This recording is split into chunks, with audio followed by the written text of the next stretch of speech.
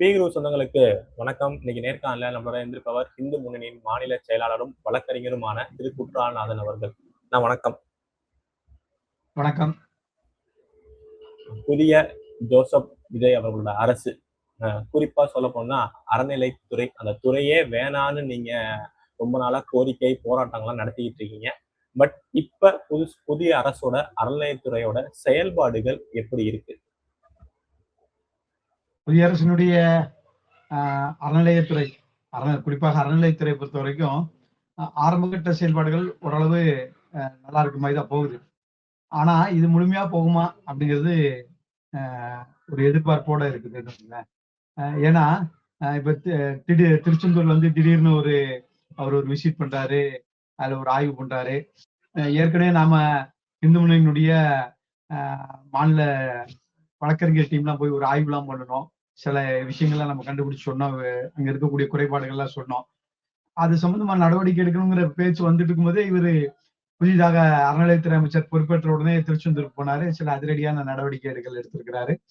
அது போல இப்ப அறங்காவலர்கள்லாம் இப்ப விண்ணப்பம் கேட்டிருக்கிறாங்க. நிறைய கோயில்கள்ல அறங்காவலர் கடந்த ஆட்சியில பூர்த்தி செய்யப்படாத பல கோயில்கள், அது எல்லாமே அறங்காவலர் குழுவினுடைய அமைப்பதற்காக விண்ணப்பங்கள்லாம் இன்னைக்கு கேட்கிறாங்க. விண்ணப்பம் ஆன்லைன்ல பதிவு பண்ண சொல்றாங்க.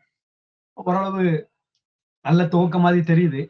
ஆனாலும் கூட அறநிலையத்துறை செய்ய வேண்டிய விஷயங்கள் இன்னும் நிறைய இருக்குது அப்படிங்கிறதுதான் இது. இந்த தரிசன கட்டணம் அப்படிங்கிறது மிகப்பெரிய ஒரு மக்கள் மத்தியில இருக்கக்கூடிய ஒரு மிகப்பெரிய ஒரு கேள்வி. மக்கள் மத்தியில இருக்கக்கூடிய மிகப்பெரிய ஒரு மனக்குமுறல். அதற்கு இந்த அரசாங்கத்திலிருந்து எந்த பதிலும் இல்லை.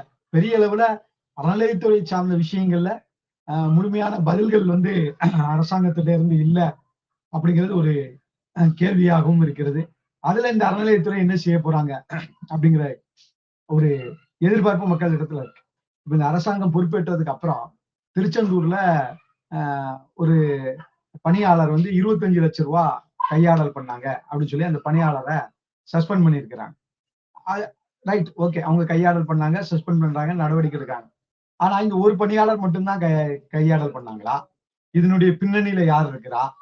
அந்த சஸ்பெண்ட் செய்யப்பட்ட அந்த பணியாளரே சொல்றாங்க, நாங்க எனக்கு பலருடைய நெருக்கடி, மேலிடத்துல நான் பலருக்கு கொடுக்க வேண்டி இருக்குது, அதனால நான் இந்த பணத்தை எடுத்தேன் அப்படிங்கிறாங்க. அவருக்கு பலவிதமான தொல்லைகள் இருந்திருக்குங்கிறாங்க. இதே போல பலர் கையாடல் நடத்துறாங்க அப்படிங்கிறத அவங்க வீடியோவே வெளியிட்டு இருக்காங்க, சஸ்பெண்ட் செய்யப்பட்ட. அப்ப இதை பத்தின ஆய்வுகள்லாம் என்ன நடந்தது? இது யாரு ஆய்வு நடத்துறான்? இதை பத்தின யார் விசாரணை நடத்தினா? அறநிலையத்துறை விசாரணை நடத்தினா அது எப்படி சரியா இருக்கும்? திருடங்கையிலே லத்தியை கொடுத்த கதையா தான் இருக்கும். அறநிலையத்துறையை எப்படி அதை விசாரிக்க முடியும்? தனக்குத்தானே நீதிபதியா எப்படி இருக்க முடியாது. அப்ப இது ஒரு பொதுவான அமைப்பு விசாரணை நடத்தணும். அதுக்காக தான் நாம இந்து முன்னணி திருச்செந்தூர்ல ஒற்றை காலில் நின்று நம்முடைய மாநில துணைத் தலைவர் வி. ஜெயக்குமார் அவர்கள் பெரிய போராட்டமே நடத்தாங்க கடந்த 10 நாட்களுக்கு முன்னாடி திருச்செந்தூருடைய கடற்கரையில. என்னன்னா, இது சம்பந்தமா சிபிசிஐடி விசாரணைக்கணும். நாம சிபிஐ விசாரணை எல்லாம் கூட கேட்கல. மாநிலத்தில் இருக்கக்கூடிய அந்த காவல்துறையினுடைய ஒரு அமைப்பாக இருக்கக்கூடிய சிபிசிஐடி, அந்த சிபிசிஐடியினுடைய விசாரணை வேணும். ஏன்னா இந்த 25 லட்சம்ங்கிறது இது ஒரு நபரோட முடியக்கூடிய விஷயம் இல்ல.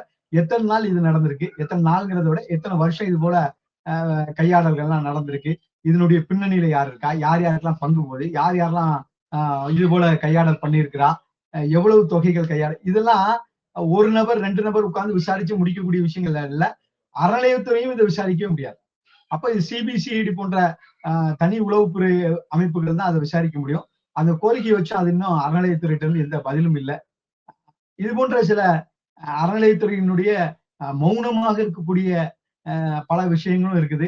குறிப்பாக திருப்பரங்குன்றம் பிரச்சனை, சம்பந்தமே இல்லாத ஒரு நபர் துறையை சார்ந்த ஒரு அமைச்சர் நாங்க பழைய அமைச்சர் சொல்றாரு, திருப்பரங்குன்றத்துல 2 வருடங்களுக்கு முன்னாடி என்ன பின்பற்றப்பட்டதோ அதை தான் பின்பற்றுவோம் அப்படின்னு சொல்லி சட்டத்துறை அமைச்சர் திருப்பரங்குன்றத்தோட தொகுதி எம்எல்ஏ திரு சிடிஆர் அவர்கள் சொல்றாரு.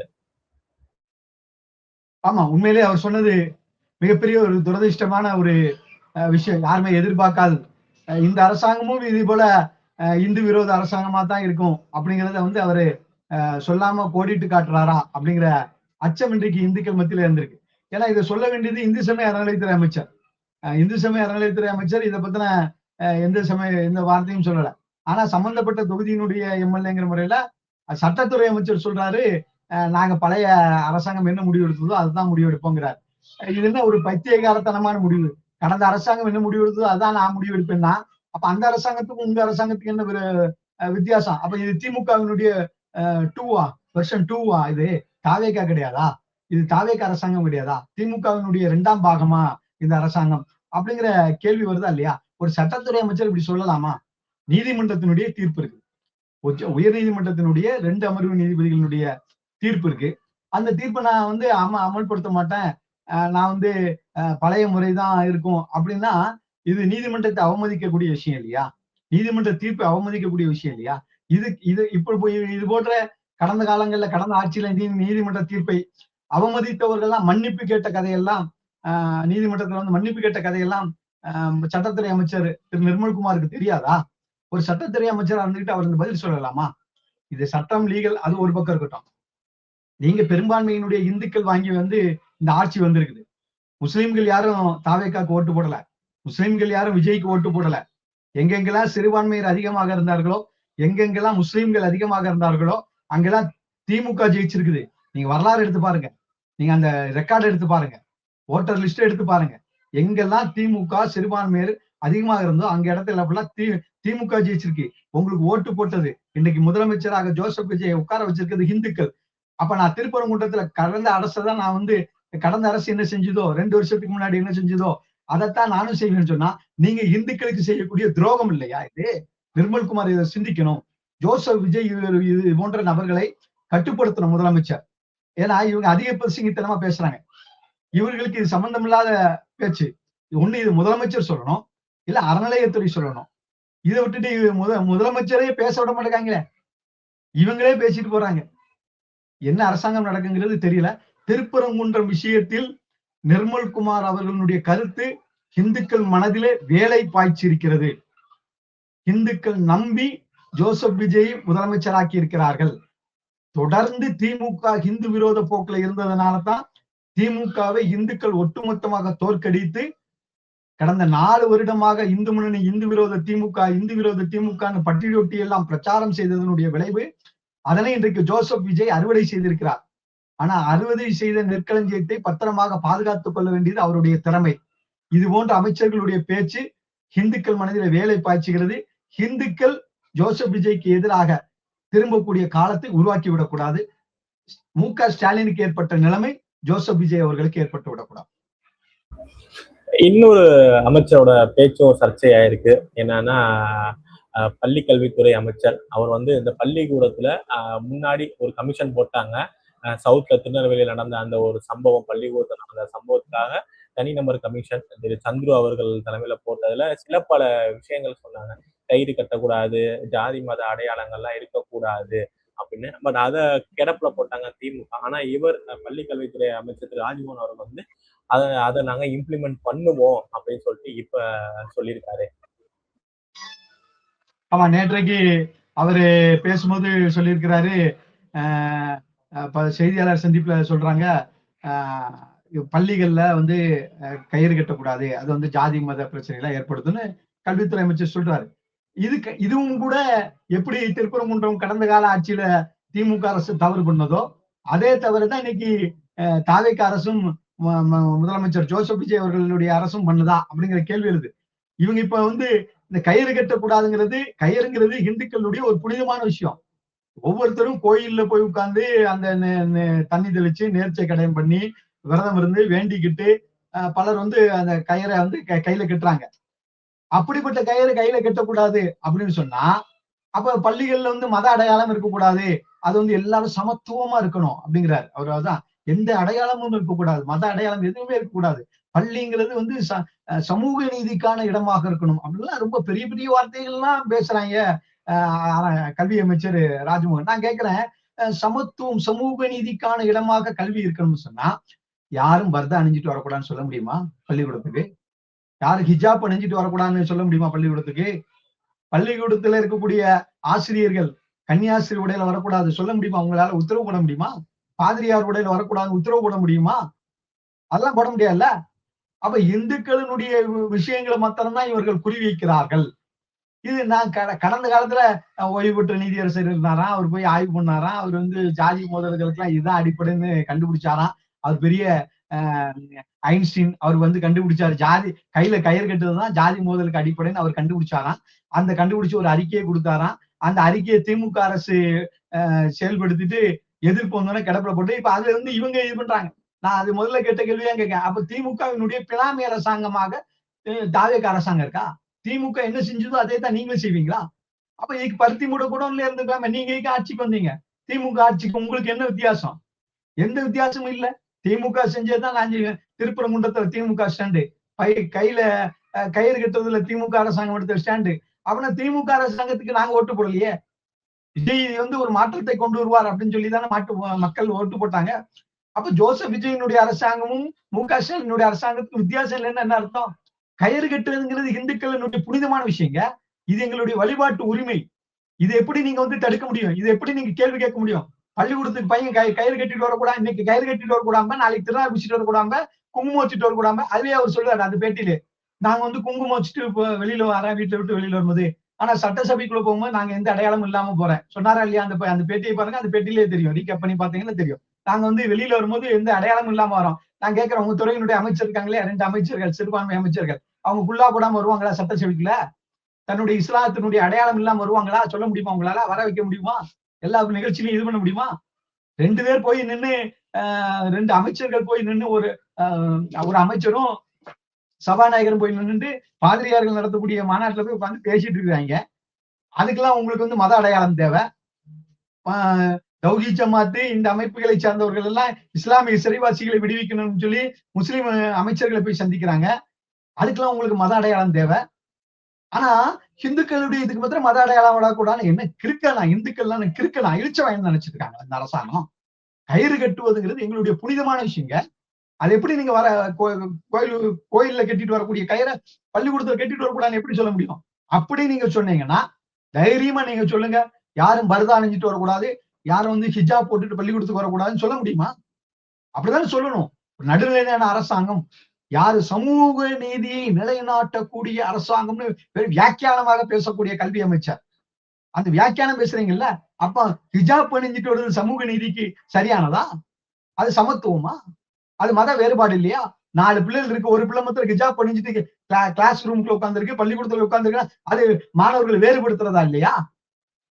10 வாத்தியார் இருக்கிறாங்க, 10 வாத்தியார் இருக்கிற இடத்துல ஒரு வாத்தியார் மாத்திரம் பாதிரியார் உடையில வந்து பாடம் எடுத்தாங்கன்னா அது மத அடையாளத்தை வெளிப்படுத்துற மாதிரி இல்லையா? அது பிரிவினை ஏற்படுத்துற மாதிரி இல்லையா? மாணவர்கள் மத்தியில மத உணர்வை ஏற்படுத்துற மாதிரி இல்லையா? 10 ஆசிரியர்கள் வேலை பார்க்கிற இடத்துல ஒரே ஒரு ஆசிரியரோ 2 ஆசிரியர் மாத்திரம் கன்னியாஸ்திரி உடையில வந்து பாடம் எடுத்தாங்கன்னா அது மத அடையாளத்தை வெளிப்படுத்துற மாதிரி இல்லையா? அது மத உணர்வு மக்கள் மாணவர்கள் மனசுல புகுத்துற மாதிரி இல்லையா? இதெல்லாம் யோசிக்க மாட்டீங்களா? உங்களுக்கு இந்துக்களுடைய வழிபாட்டு முறை மட்டும்தான் இவங்களுக்கு கண்ணு கரிக்குது. இந்துக்களுடைய வழிபாட்டை பார்த்தாதான் இவங்களுக்கு ஆத்திரமா வருது. அது எப்படி ஒழிக்கலாம்னு நினைக்கான், எப்படி தடுக்கலாம்னு நினைக்கான். இது திமுக அரசாங்கம் கடந்த காலத்துல பண்ணிட்டு இருந்தது. அதே வேலையைத்தான் இன்னைக்கு ராஜமோகனும் செய்கிறார் என்று சொன்னால், திமுக சந்தித்த பேர் இடியை தாவேகா சந்திக்கும். மரியாதைக்குரிய முதலமைச்சர் ஜோசப் விஜயும் சந்திப்பார். இந்துக்கள் பார்த்துக்கிட்டே இருப்பான். அமைதியா நீங்க சொல்றதெல்லாம் கேட்டுக்கிட்டே இருப்பான். எப்படி திமுக ஆப்படிச்சாங்களோ அதே மாதிரி ஆப்படிக்கக்கூடிய சூழ்நிலை வந்துடும். நீங்க பேசுறப்பே சொன்னீங்க ஒரு அமைச்சர் ஒரு சபாநாயகர்னு. அந்த கூட்டத்துல பேசின அந்த பேச்சு இப்ப பெரிய சர்ச்சையாயிருக்கு. சமூக நலத்துறை அமைச்சர் விசிகாவை சேர்ந்த திரு வன்னியரசு அவர்கள் வந்து பேசுறப்ப இந்த சிஏஏ எல்லாம் கொண்டு வரப்ப முஸ்லீம்கள் எல்லாம் பெருசா போராட்டம் பண்றாங்க. ஒரு சிறுபான்மையருக்கு ஏதாவது ஒரு மோடி அரசு கொண்டு வந்தா உடனே அவங்க எதிர்க்கிறாங்க. அந்த ஒற்றுமை கிறிஸ்துவர்களிடையே இல்ல. நீங்களும் அதெல்லாம் வந்து போராட்டம் பண்ணணும், ரோட்டுக்கு வரணும் மத்திய அரசுக்கு எதிரா அப்படின்னு பேசின பேச்சு இப்ப ஒரு பெரிய சர்ச்சையாயிருக்கு. முதல்ல ஒரு சட்டமன்ற உறுப்பினர் இவரு, ஒரு இப்ப அமைச்சராக ஆயிருக்காரு. அது இப்ப அது பேசுனது கான்ஸ்டிடியூஷன் படி சரியா? இவர் மேல வழக்கெல்லாம் பதியப்படலாமா, படக்கூடாதா? நிச்சயமாக இன்றைக்கு அமைச்சர் பேசியது 100% அரசியலமைப்புக்கு எதிரானது. அவர் எடுத்துக்கொண்ட பதவியேற்பின் போது அவர் எடுத்துக்கொண்ட உறுதிமொழிக்கு எதிரானது. மத உணர்வை, மத துவேஷத்தை, மத மோதலை தூண்டக்கூடிய வகையில அமைச்சர் வன்னியரசு பேசியிருக்கிறார். கிறிஸ்துவ பாதிரியார்கள் கூட்டத்துல போய் உட்கார்ந்துட்டு கிறிஸ்தவ மதத்தை சார்ந்த அவரு சபாநாயகர், அவரு ஜேடிசி பிரபாகர் அவரும் வன்னியரசு அமைச்சர் அவர்களும் போய் பேசியிருக்காங்க. நீங்க உங்களுக்கு பாராட்டு விழா நடத்தினா போங்க வைங்க, அதை பற்றி பிரச்சனை இல்லை. அது போறதே முதல்ல தப்பு. ஒரு மத சார்பான விஷயத்துல கூட்டத்துல போய் நின்றுட்டு பாராட்டு விழா நடத்துறதுக்கு நீங்க இது பண்ணுங்க. நான் கேட்கிறேன், இந்து முன்னணி வந்து இந்து அமைச்சர்களுக்கு பாராட்டு விழா நடத்துறது வந்துருவீங்களா? அப்ப மாத்திரம் வரமாட்டீங்கல்ல. பாதிரியார்கள் கூட்டம் போட்டா மாத்திரம் போறீங்க, முல்லா மௌலிகள் கூட்டம் போட்டா மட்டும் போவாங்க. அதெல்லாம் மத சார்பின்மையிலே வராது, அது மத உணர்வுலயே வராது. சரி, நீங்க போனீங்க, போய் பேசுனீங்க, நீங்க எல்லாம் நல்லவங்க வல்லவங்கன்னு சொல்லிட்டு வந்தா முடிஞ்சு போச்சு. ஒரு 4 சால்வை வாங்கிட்டு ஒரு டீயை குடிச்சிட்டு அல்ல கஞ்சியை குடிச்சிட்டு வாங்க, முடிஞ்சு போச்சு. அங்க போய் நின்றுட்டு கிறிஸ்தவர்களுக்கு எல்லாம் கடந்த காலத்துல சிஏ சட்டம் வந்தது, முஸ்லிம்கள் எல்லாம் போராடுறாங்க, கிறிஸ்தவர்கள் ஏன் அவங்க கூட போராடல, நீங்க எல்லாம் வேடிக்கை தானே பாத்தீங்க, இது மேல வேடிக்கை பார்க்க கூடாதுன்னா அவ போராட்டத்தை தூண்டுகிறதா? ஒரு அமைச்சர் இப்படி பேசலாமா? கிறிஸ்தவர்கள் எல்லாம் கடந்த காலத்துல அமைதியா இருந்தீங்க அப்படின்னா என்ன அர்த்தம்? நீங்க ஏன் அமைதியா இருந்தீங்க? சண்டை போடுங்க, ரோட்ல வந்து போராடுங்க, இந்த அரசாங்கத்துக்கு எதிராக போராடுங்க அப்படிங்கிறது இந்திய இறையாண்மைக்கு எதிரான விஷயமா இல்லையா? இந்திய அரசுக்கு எதிராக மக்களை கலகமூட்ட தூண்டுகிற விஷயமா இல்லையா? இந்த விஷயத்தை ஒரு அமைச்சர் செய்யலாமா? இது நிச்சயமாக தவறு இல்லையா? உண்மையிலே நியாயப்படி பார்த்தா, சட்டப்படி பார்த்தா இந்த அமைச்சர் தகுதி நீக்கம் செய்யப்பட வேண்டும். இந்திய அரசாங்கத்துக்கு எதிரான அந்த கொள்கைக்கு எதிரான அமைச்சருக்கு, பிரதமருக்கு எதிராக மக்களை போராட தூண்டுகிறார் ஒரு அமைச்சர். அதுவும் மத ரீதியாக நீங்களாம் முஸ்லிம்கள், நீங்களாம் கிறிஸ்தவர்கள், நீங்க முஸ்லிம்களோடு சேர்ந்து இது பண்ணணும் அப்படின்னு என்ன அர்த்தம்? முஸ்லிமும் கிறிஸ்தவர்களும் சேர்ந்து இந்துக்களுக்கு எதிராக போராடணும் அப்படிங்கிறத மறைமுகமாக அமைச்சர் வன்னியரசு பேசுறாரா? அது எங்க போய் பேசுறாரு? எந்த இடத்துல பேசுறாரு? அதுவும் கவனிக்க வேண்டிய விஷயம். கிறிஸ்தவ பாதிரிகளினுடைய கூட்டத்துல போய் பேசுறாரு. கிறிஸ்தவ பாதிரிகள் கூட்டத்துல போய் நீங்களும் முஸ்லிம்களும் சேர்ந்து ரோட்ல வந்து போராடணும் அப்படிங்கிறார். யாருக்கு எதிராக போராட சொல்றீங்க? இந்துக்களுக்கு எதிராக போராட சொல்றீங்களா? அல்ல இந்திய அரசாங்கத்துக்கு எதிராக போராட சொல்றீங்களா? மோடி என்பவர் தனி மனிதர் அல்ல, பிரதமர். அந்த பிரதமருக்கு எதிராக போராடணும். இந்திய அரசாங்கம் கொண்டு வந்த சட்டம், அந்த சட்டத்துக்கு எதிராக போராடணும்னா இந்திய இறையாண்மைக்கு எதிராக போராடுறீங்க, அரசியலமைப்பு சட்டத்துக்கு எதிராக போராடுறீங்க. இதை ஒரு அமைச்சர் பேசலாமா? இந்த அமைச்சர் உண்மையிலே தகுதி நீக்கம் செய்யப்பட்டிருக்க வேண்டும். அமைச்சர் மேல இன்னைக்கு புகார் கொடுக்கப்பட்டிருக்கிறது, வழக்கு பதிவு பண்ணியிருக்காங்களா? கிடையாது. உண்மையிலேயே அமைச்சர் வன்னியரசு பேசினது மிகப்பெரிய கண்டனத்துக்குரியது. இது போன்ற விஷயங்களில் முதலமைச்சர் ஜோசப் விஜய் அவர்கள் எச்சரிக்கையாக இருக்க வேண்டும்.